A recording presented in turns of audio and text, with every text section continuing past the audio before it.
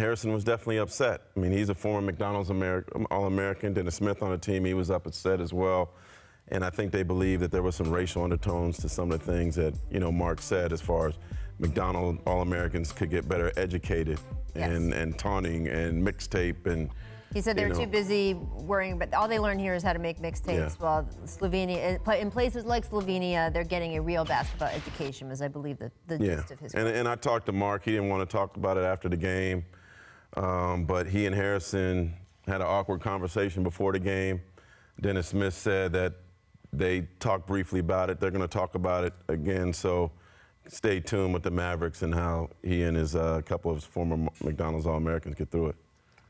Yeah, I felt like it was a smack in the face. Definitely was a bit of a racial comment to a lot of the players that have played in this game. I mean, you obviously drafted a very talented player, ready, NBA ready, and he's definitely on a pace. Yep. On a pace to be Rookie of the Year.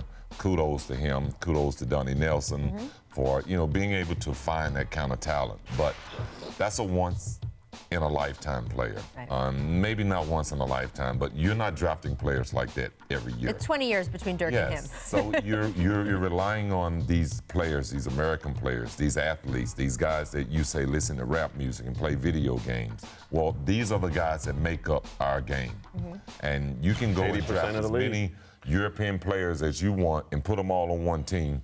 They're not going to be able to compete with American players. So for him to say that is very insulting to the players, because there's no European players, in my eye, better than American players. Well, Mark has made a few comments on Twitter about this since, and he said, hey, look, I didn't mean to offend anyone. He said, I'm talking about the AAU system. He has gone on record many times in the past saying he doesn't like the AAU system. He's an advocate of having basketball academies here in the United States, kind of like they do in Europe. That's all a fair conversation. Yeah. I think the delivery of how you're talking about it is really important. Words matter. We use specific words for a reason. So I'm sure that I would hope that next time he would choose those words instead of the words that he used. And I'm curious when he and his own player, like Harrison or some of the other guys on the team, get together, which words he'll use, because that stuff, it does make a difference. And he might not be wrong about youth basketball in this country needing shifts. There's no question that can get better, and it's just how you talk about it and what you want to get done.